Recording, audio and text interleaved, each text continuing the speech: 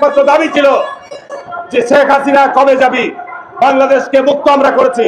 এখন যারা ক্ষমতায় বসেছেন, অন্তর্বর্তীকালীন সরকারের দায়িত্ব নিয়েছেন, তাদেরকে আমরা আন্তরিকভাবে সহযোগিতা দিয়ে যাচ্ছি। আমাদের দায়িত্ব এবং কর্তব্য আমরা অব্যাহত রেখেছি, কিন্তু আমরা দেখছি একটি ষড়যন্ত্র এবং চক্রান্তের দ্বারা বেঁধে উঠছে। নির্বাচন নিয়ে এখনো এই উপদেষ্টা পরিষদের সরকারের জায়গা থেকে সুস্পষ্ট গণতন্ত্রের মানুষ কন্যা, কিন্তু শেখ হাসিনা বাংলাদেশের সকল গণতান্ত্রিক প্রতিষ্ঠানগুলোকে শুধু ধ্বংসই করে যায় নাই, এর অস্তিত্বকে আজকে বিলীন করে দিয়ে গেছিল। আমরা জাতীয়তাবাদী দল এবং আমাদের জাতীয়তাবাদী দলের সমমনা দলগুলো আমরা দীর্ঘদিনের যে রোডম্যাপ দিয়েছি সংস্কারের, সেই সংস্কারের কর্মসূচির ব্যাপারে আমরা ঐক্যবদ্ধ আছি। আমরা নির্বাচনের মধ্য দিয়ে সরকার গঠন করলে অবশ্যই জাতির যে আকাঙ্ক্ষা, জাতির যে সেই প্রত্যাশা আমরা পূরণের জন্য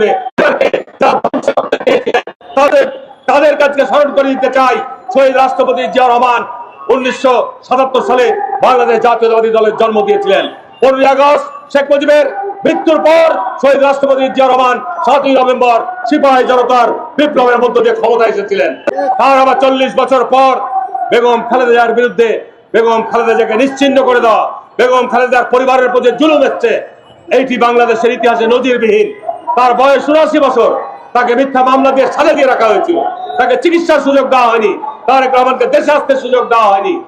আজকে যাদেরকে বিএনপিকে নিয়ে কটাক্ষ করে কথা বলতে চান, বাংলাদেশে বর্তমান বেগম খালেদা জিয়া কোনো এক্সিকিউটিভ দায়িত্বে নাই, উনি বিএনপির চেয়ারপারসনের দায়িত্ব পালন করছেন, কিন্তু উনাকে কাতার সরকার, কাতারের আমির যে সম্মান এবং মর্যাদা যে অত্যাধুনিক বিশ্বের মধ্যে এয়ার অ্যাম্বুলেন্স সরবরাহ করেছেন, এটি বাংলাদেশে কাউরি ভাগ্যে জুটে না। আমরা জাতীয়তাবাদী দল করি, আমরা দেশকে করতে চাই, আমরা দেশের মানুষের যে বৈষম্য দূর করতে চাই, আমরা দেশের যে সংকট, তার জন্য আমরা প্রতিজ্ঞাবদ্ধ। আজকে যারা বিএনপিকে নিয়ে আশঙ্কা করছেন, আর নির্বাচনে বিএনপি ক্ষমতা যাবে না তো কারা যাবে, কে যাবে? গত 40 বছর কাদের সাথে লড়াই হয়েছে, নির্বাচন যতবার বাংলাদেশ আবার সুস্থ হয়েছে, বিএনপি বিজয় লাভ করেছে।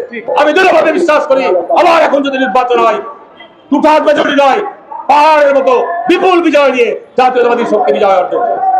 ডক্টর ইউনূসকে আমরা অভিনন্দন জানাই, শুভেচ্ছা জানাই, জাতির একটি ক্রান্তি লগ্নে দায়িত্ব নিয়েছেন। আপনাকে আমরা ফুল দিয়ে বরণ করে নিয়েছি, আমরা আপনাকে ফুলের শুভেচ্ছা দিয়ে বিদায় জানাতে চাই।